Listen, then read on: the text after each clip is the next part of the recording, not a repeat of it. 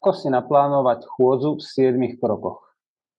Cieľom hry je zabezpečiť, aby ste počas dňa 10 minút vykonávali chôdzu.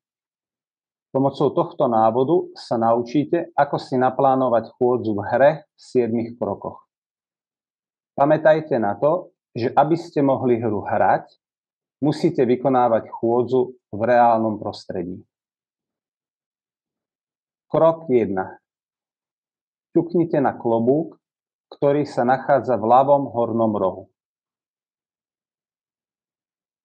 Krok 2. Kliknite na pole v hre, tak aby sa vám pole otvorilo. Krok 3. Keď sa vám pole otvorí, kliknite na zelené tlačidlo plus. Krok 4. Vyberte ďalšie pole a kliknite na zelené tlačidlo plus. Keď máte vybraných viacero polí, ste pripravení začať s chôdzou. Krok 5. Keď ste pripravení začať kráčať, kliknite na symbol chôdze. Krok 6.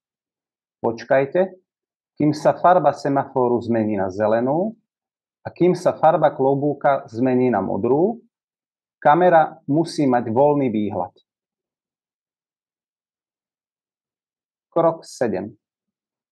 Teraz je všetko v hre nastavené a vy môžete začať vykonávať chôdzu.